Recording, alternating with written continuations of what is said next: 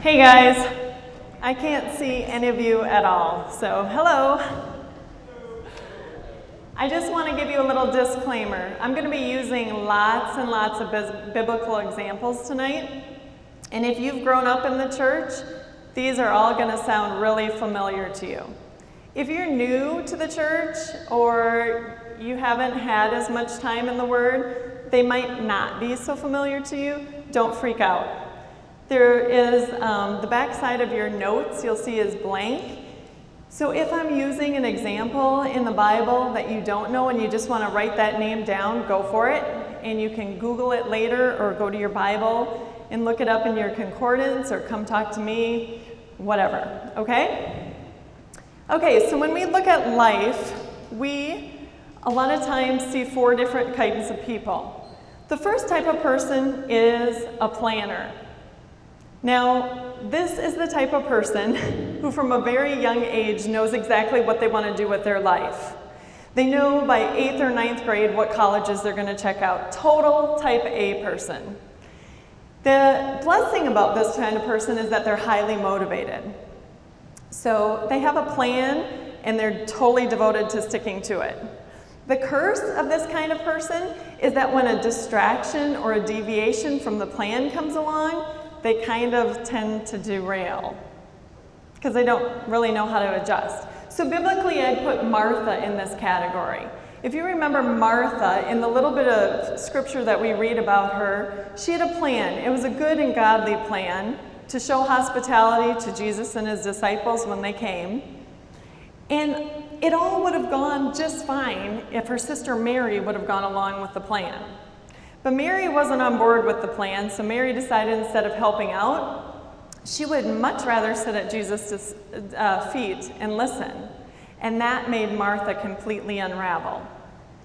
The second type of person is the go-with-it type. Now this is the kind of person that just kind of rides the waves of life.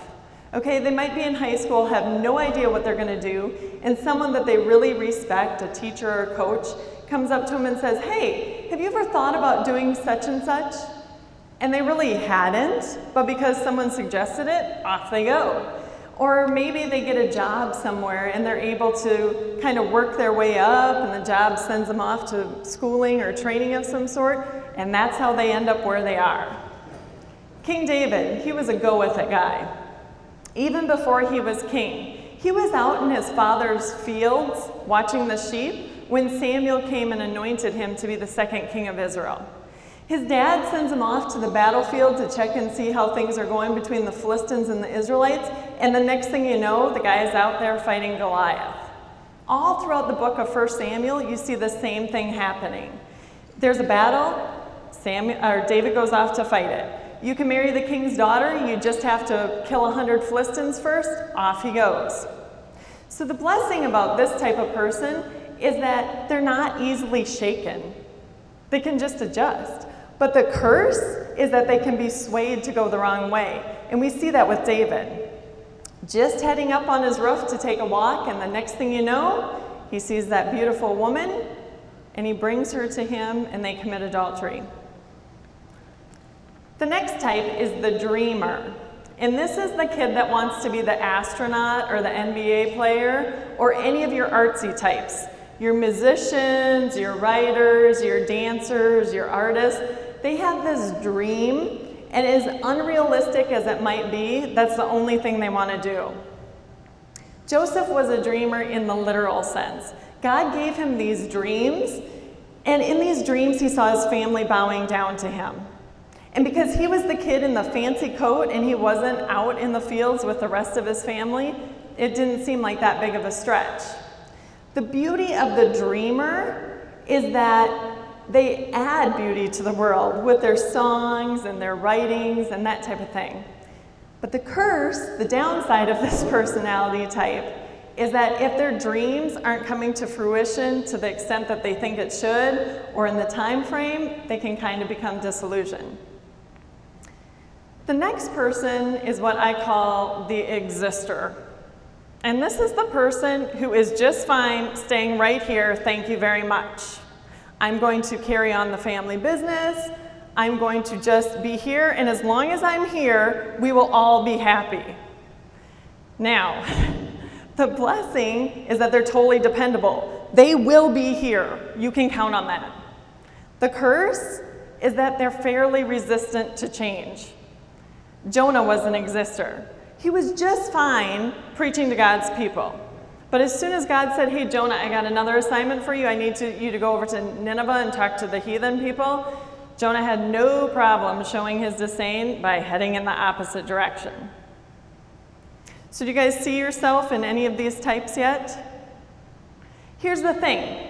So for all these people, they didn't just stay in this one little primary role. So we might have a primary role, but then we kind of venture out, right? So Martha, she started as a planner. But when Jesus rebuked her and said, you know, Martha, this is the deal. You can't make everybody else do your plan. She became a go-with-it girl. David was a go-with-it guy. But when he committed adultery with Bathsheba and she got pregnant, he became a planner. The first plan was to get her husband back from war so that they could be together and maybe it would look like it was their baby. And when that didn't work, he plotted and then carried out her husband's murder. Joseph, he was the dreamer. But when his brothers sold him into slavery and his dreams weren't really happening, he didn't curl up in a little ball and start crying.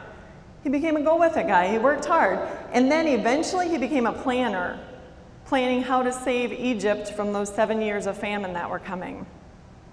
And Jonah, it took a little bit more prodding on God's behalf, but you know, after Jonah had been thrown into a stormy sea and swallowed by a giant fish and spent 3 days there and then vomited out on dry land, he kind of became a go-with-it guy too. So, Jesus' half-brother James, they shared the same mother, but James' father was Joseph, and Jesus, of course, his father was God. James tells us in the New Testament, now listen, you who say today or tomorrow we will go to this or that city, spend a year there. That kind of sounds like a planner, right? We'll carry on business. That's a go-with-it guy. Go with the opportunity as they comes. Make some money, dreamer. Why, you do not even know what will happen tomorrow. What is your life? You are a mist that appears for a little while and then vanishes. Instead, you ought to say, if it's the Lord's will, we will live to do this or that. As it is, you boast and brag. All such boasting is evil. I think what James is telling us is not to quit dreaming, not to quit making plans, not to quit existing. I think what he's telling us is that we, since we don't know all the variables, we need to give our plans and our dreams and our existence to God. This is what's in my heart, Lord. Is this what you have planned for my life? And if it is, then help me to go that way. So the questions we want to ask ourselves are not here. The questions we want to ask ourselves are your dreams and goals and plans about bringing you glory and making a name for yourself? Or your dreams and goals and plans about serving God and bringing him glory? Because those are two very different things. And the problem is that because we're sinners, we can really mess this up, this whole going God's way. So some of the ways that we can mess this up. Some of you have, Some of you have ambitions and dreams and have lots of things that you want to do. And as you start rising up the ranks, so let's just say you become shift manager instead of the entry-level position or whatever it is, you might find that you lack the integrity to lead. Or you might find that your ego gets in the way. Usually, you're not the first one to realize this. Everyone around you, they kind of get it way before you. In the New Testament, we're told that new Christians shouldn't even be allowed to lead the church just because their pride might get the best of them. King Saul in the Old Testament, right after he was anointed to be king, he was hiding among the supplies. He did not have much of an ego, like he didn't even want to be found. But within his second year of reign, things have totally changed. His son, he goes and attacks this Philistine outpost, so Saul has to go to war, and he gets all the Israelites, he sounds the alarm, says we all have to go to war, and Samuel says, great, I will meet you at such and such a place at this date, and we'll have a sacrifice first, and you guys go off to war. So Saul and all the men gather, but the men start getting a little scared. And Samuel, he's taking his sweet time coming. So Saul says, you know what? I'm going to take matters into my own hands. I'm just going to do this sacrifice so we can get off to war. You may think, well, what's the big deal? What's the problem with that? Who cares, right? Well, the problem is that the priests were the ones who were to offer the sacrifices. And Saul had not been anointed a priest. That priestly position was something you were born into, you were raised in the temple, you had a certain job. Saul was totally overstepping his bounds. We see that there was a little bit of ego there, and he was going to do leadership his way, which wasn't a way of integrity. Another way we can fall into this trap is by caring more about what people think than what God thinks. This is an easy thing to do, isn't it? If I were to go in your car right now and turn on your radio, if I were to check your phones and see what you've been looking at lately, do you think the things you're listening to and watching are more pleasing to the people around you, or is something that would be more pleasing to God? I'm not just pointing at you. It's super easy for all of us, right? In the Old Testament, King Ahab, he looked out at his neighbor's garden and really wanted it. And so he went to his neighbor and said, sell me your vineyard, because I want to make a vegetable garden here. And the neighbor said, there's no way I can do this. This has been in my father's family for years. And so Ahab went home, and he was all moping and feeling down and depressed. And his wife, Jezebel, came and said, what's wrong, Ahab? What's going on? He said, well, I want Naboth's vineyard, but he won't sell it to me. She said, don't worry about it. Put a smile on your face. I'll get it for you. Don't worry. So she sends a letter to the elders of the town and says, this is what we're going to do. Throw a feast. Put Naboth in the place of honor. Then I want you to get 2 scoundrels. Put one on either side of him. And in the middle of the feast say that Naboth has just cursed God and the king. And then take him out and stone him. And that's exactly what happened. The elders of the town, they cared more about what Jezebel thought than they cared about what God thought. We've got to be careful that we don't fall into that same trap. Another way we can fall away from doing things God's way is wanting to do obedience our way. About 20 years ago, I worked with a girl who called herself a cafeteria Christian. What she meant by that is she wanted to take from Christianity the things that she wanted to take, namely the forgiveness of sins and that God loves everybody and he loves her. But the parts of Christianity that are hard and the rules, those she wanted to keep on the cafeteria shelf. She did not want those. It's kind of easy for us to chuckle about that, but don't we want to do that? I can assure you there are parts of the Bible that I wish weren't there.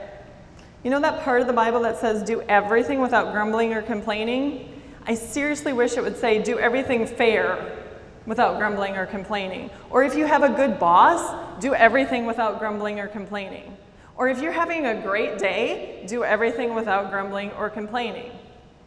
That part in the Bible that says that a woman who is quiet and gentle is of great worth in God's sight, yeah, I have never been called quiet or gentle, so that one's kind of a little disconcerting to me. Aren't you glad that when it came to obedience, Jesus didn't keep the hard parts out? In the Garden of Gethsemane, he really didn't want to suffer. He didn't want to go through that cruel torture. He begged God the Father that there might be a different way. But when God the Father said, no, this is the way, Jesus obeyed, even when it was hard. Another way we can derail from God's plan from our life is to think that we need to help God out. In the Old Testament, Abraham's wife Sarah, yeah, she fell into that. You see, Abraham had been getting this promise from God for years that he was going to have an heir from his own body. And Sarah, she was beyond the age of having children.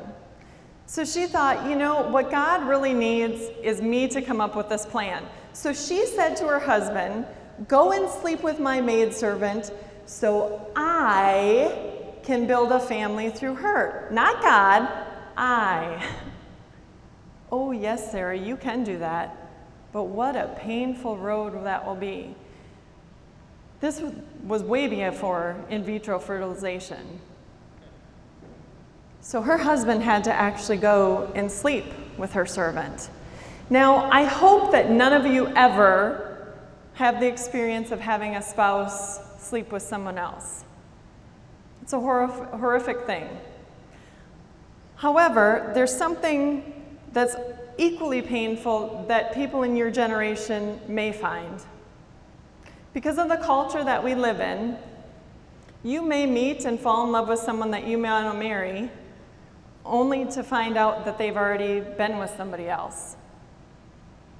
You may meet and fall in love with someone only to have to tell them that you've been with someone else. I'm not saying that you can't get past that. And I'm not saying that there's not forgiveness. I'm just saying it's the painful road. And it's something to really think about before you decide to sleep with someone. You think that you'll get married for sure. But then things happen. That's why you just need to avoid that. And this is the thing. Sarah suggested it. She told her husband to sleep with her servant. But then month after month, as Hagar's stomach grew, so did Sarah's jealousy. And then there was this child that Hagar was nursing and that Abraham loved. Oh yes, Sarah, you can do things your way, but that's a painful way. Another way that we can derail from God's plan for our life is to think that we know better than everybody else. I was just about to start college when an older guy at work started noticing me. So we started chatting and doing a little flirting, and one night he invited me to a party. So he drew me a little map of where this party was going to be and told me to meet him there, and I was navigationally impaired, so I said, there's no way I'm ever going to find this. I've never been out in this part of the country. So I insisted that he pick me up. So he pulled up to my house one night, and I come down the driveway to meet him, close the door, and I kid you not, this sounds like this is made up, but this is the truth. He said to me, now that you're in my car, I just want to let you know I sometimes use drugs. And I said, so how do you get the money? And he said, well, I do a little selling. Now, up until this point, my idea of a party was like a bonfire with s'mores and Pepsi. So when he's taking me to a party and I'm just learning that he's the dealer going to the party, you'd think one of two things would have gone through my mind. A, I'm still in my driveway. This might be a good time to exit the car and say, you know, this probably isn't going to work. Let's just part ways now. Or the second thing that might have been really good to do is to guard my heart and say, okay, if I decide to go to this party tonight, it's totally with the idea that I'm going to get through the night and then I'm not going to have any feelings for him. This isn't going to work. I did neither of those things. I went to the party. I think I was the only one who wasn't drinking. I'm fairly certain of that. Saw a lot of things I had never seen before. And after the party, he took me up to a hillside. And beneath us were all the lights of the town. And he gave me all the reasons why he drank and did drugs. Now, I now know that those are justifications, that addicts do this. They have their justifications for why they do what they do. But in my 19-year-old mind, I found it all incredibly romantic, that he was trusting me with this information. So I went away to college, and I came back every weekend to work, and we'd go do stuff. And then on Halloween weekend, he asked me to go to a party again. This time, he felt comfortable enough to leave me at the party and go get high. And I'm not talking about smoke marijuana high. I'm talking about high. I had never seen anybody like that. When he returned, I was so angry at him. We got into this huge fight in the middle of the street, and he said, "Fine, I'll take you home." And this was pre-cell phone era, and he had a car with a stick shift, and I didn't know how to drive, so I got in the car with him, and I got really religious really fast. I was praying that I'd make it home alive and that we wouldn't kill anybody else. And believe it or not, as embarrassing as it is to say, I was praying that we wouldn't get pulled over by the police. Because I was fairly confident that if we did, even though I had nothing to do with him getting high, I could be held responsible for allowing him to get behind the wheel. We got to his house, and he wanted to apologize, so he invited me in. And part of that apology was to give me a kiss. And believe it or not, I fell in love. Now, my parents were totally against this, obviously. They had never met the guy. He never ever came to the door when he picked me up. But my mom had seen this progression of behavior change from the girl who was totally on fire for God, reading her Bible, to a girl who was in total rebellion. Lying. How do you tell your parents you're going to a party where there's drugs and alcohol? Telling your parents you don't care what they think because you will be going because you cared about this person. My parents weren't the only ones. The people that we worked with, there were quite a few people who were older, and several of those people made time to come down and talk to me and say, "Amber, there's no way this is going to end good. You need to get out now." But you know what? I thought I knew better than all of them. I was going to save him, and I was going to show him what love was.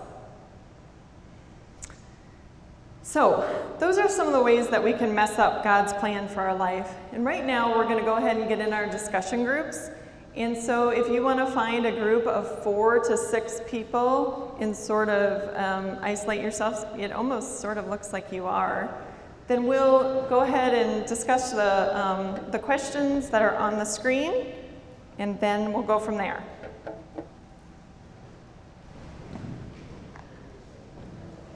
Okay, so this really comes down to service and humility. The question becomes, are you willing to serve? Because the servant follows the master. Did you notice that Jesus never said to anyone, "I'll follow you"?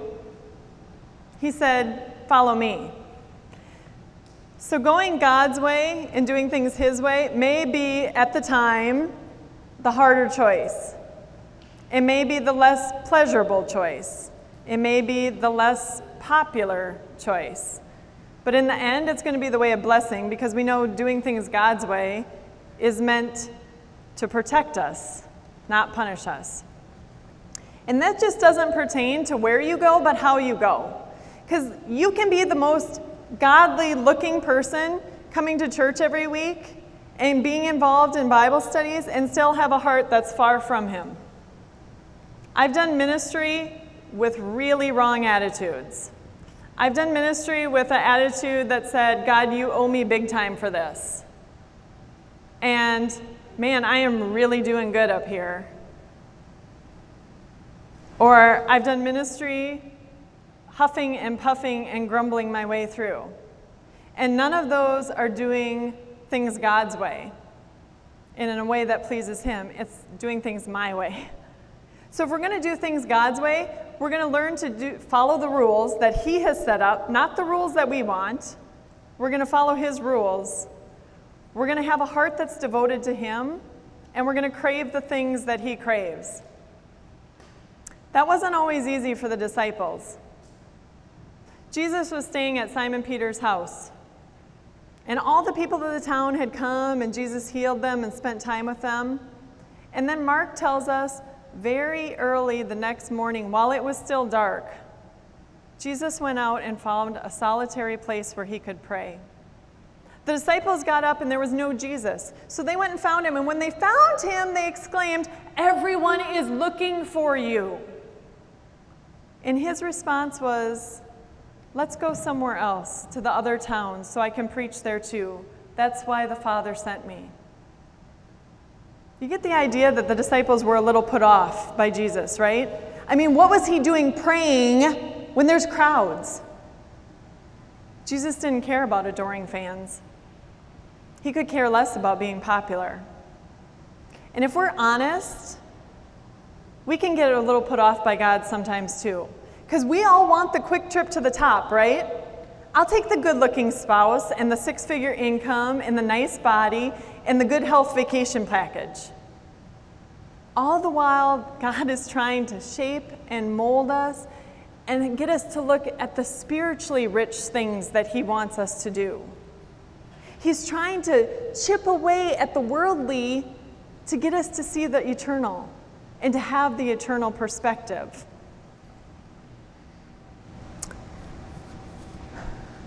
If we look at those people of faith, those 4 different types of people, we see that they eventually came to a point that they were just willing to serve. Martha, she still remained a planner. Later, when we read about her in Scripture, she's throwing a meal for Jesus in Jesus' honor. She's planning. But now, her planning is an act of worship. She's serving. David, he got a little sidetracked. He fell into that sin, but he went on to serve the Lord. Joseph served with integrity when his dreams were a far cry from where he wanted to be. And Jonah, he did God's will. He may have taken a little longer to get there, but he did God's will. And then the Lord was gracious enough to show him why that was important. What if we had one goal, and one goal only? To serve the Lord. Doesn't matter how, doesn't matter where, all I want to do is serve. You see, Daniel and his friends, they didn't get to choose the where. They were exiles that were taken from their homeland to Babylon. But they could certainly choose how. When Nebuchadnezzar had all those people come and he had that huge statue of himself brought out or put there, and he told all the people to bow down and worship. I'm not sure how many believers there were there. Maybe there were others. But Shadrach, Meshach, and Abednego, they said, no way. And then they were taken before Nebuchadnezzar. And now you have to realize what kind of man Nebuchadnezzar was. He was like the king of the world. They were in front of this super powerful man. And he said, look, I'll give you one more chance. You bow down and worship my statue, or you're going to the fiery furnace. And their response was, look, our God is big enough that he could save us from the furnace, and even if he doesn't, we're never going to bow down and worship you. Esther, she didn't get to choose the circumstances. She was taken from her cousin's house and put in the king's harem. And then she was taken to be the queen. And as romantic as that may sound, the first chapters of Esther tell us just what kind of man this guy was. He threw a big party to show everybody how wealthy he was. That sounds a little arrogant to me. We're told the wine flowed freely, maybe a little prone to drunkenness. He was rash. He got rid of his wife when she didn't do what he wanted. And not that, but we're told that he had all the virgins of the land brought to him. And they'd come to him at night, and they returned to the harem in the morning. Kind of sounds like he'd been with a lot of women. And then on top of it, Esther finds herself in the middle of this planned slaughter. And she didn't want to act, but when her cousin said, you have to act, she submitted to God's will, even if it meant death for her. So if you're in college right now, do college God's way. Live with integrity on your college campus. If you're single, do singleness God's way. Serve the Lord with all the energy and strength that you have. And if you're in a relationship right now, serve God with that relationship. Some of the most heartbreaking conversations I have with Christian mothers, and I primarily speak to women, so I have a lot of conversations with Christian mothers, are in regard to their children who have dated and fallen in love with people who have taken them away from the faith. If you would have asked me when I was 18 years old if I was capable of that happening to me, I could assure you, up one side and down the other, that there is no way anybody could ever win my heart who wasn't a Christian. But you know, if we look at the Bible, we see it happens. Samson's parents begged him to look for an Israelite wife. He said, no way, I want the Philistine. And you know what? The Philistine women were always snares to him.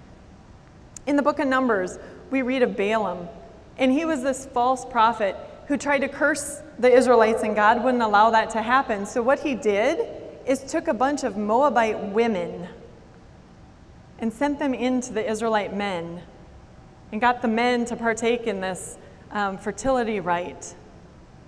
And that's how he cursed Israel. Solomon was the wisest man who ever lived and ever will live. His wives led him astray. So let me assure you, if you think sitting in this room right now that you're safe and there's no one funny enough or attractive enough or accomplished enough or with a big enough smile or with the best cleavage or the nicest muscles to lure you away, let me assure you, you are wrong. And let me assure you, you must guard your heart. If the person you are starting to date, if the person you are finding yourself attractive to doesn't have time for God, pray for them from a distance. Run while you still can. What if we served God in our jobs? You know how a lot of people do the least they can do while they're at work and then quick get on their phone? Or they'd even rather stand around because they're not getting paid enough to put in the full hours? Give your employer all the hours that they're paying you for. Stand out as the one who has the integrity to work hard. Serve God in your prayer life. Pray for opportunities to share your faith with other people. Pray for opportunities to help the hurting. Pray that God would give you spiritual gifts. Pray that God would give you wisdom to understand the Bible better so that you can explain it more readily to other people. Pray for joy in your life so that even in the hard times when people see your joy, they're attracted to that. And pray for patience so that even if you are 25 or 27 or 28 or 29 and Mr. or Mrs. Right hasn't walked in yet, you have the power to stand until God sends you a godly spouse. I'm going to close with this. In 2014, the beginning of 2014, I decided I was going to pray a different way. Prior to that, I had always kind of told God the way I wanted to go and asked him to bless it, and or just said these are my plans and whatever. I stopped. I said, you know what, Lord? I want to be your servant. I don't care where, I don't care how, I just want to serve you. God answered that prayer by giving me a job. It was not a job that I applied for. I wasn't looking for a job. I literally had a phone call where I answered the phone and someone offered me a job. And since I didn't have any reason to say no, and since I had been praying this prayer, I thought, okay, why not? So these days, 3 to 4 mornings a week, I spend as an elderly companion with a 94-year-old man and an 87-year-old woman, not married, different clients. I can assure you this is not the life that either one of them had planned. See, the 94-year-old man, he can't talk anymore. He's a retired pastor. He can't talk anymore. He can't walk. He can't feed himself. He really can't take care of any of his needs. The 87-year-old woman, she had a stroke just a couple months before her husband died of brain cancer. So we come and we help her get dressed and ready in the morning, and then she sits in her motorized scooter until someone comes and gets her ready for bed at night. It wasn't my plan to help these people, but I don't know of any other way that God could have taught me so much in such a little time. You see, I've learned that your identity better not be all caught up in your appearance and your possessions and your accomplishments, because there may come a day when all of those are gone. And I've learned that those hymns that we sing mindlessly and the Bible that we page through without even thinking about, that, when you have nothing else, becomes your truest treasure. And I've learned you can say a whole lot without speaking one word. And I've learned to notice the people who no one else notices, and I'm ashamed to say there were probably many times that I didn't notice the woman in the motorized scooter in the corner. And I've learned to be a voice for those who have no voice. These days, I don't want to do life my way. I've done that. I can assure you, I've messed things up. I want to do life God's way. I want the richness in life that He will give me that I didn't even know I was missing. So these days when I pray, I tell God to open the doors He wants me to go through. Shut the doors that I have no business going through. Just let me bring glory to You. And I hope and I pray for each of you that you will consider doing the same. Thank you for letting me be with you tonight, and I believe that we're going to go right to our mile marker video.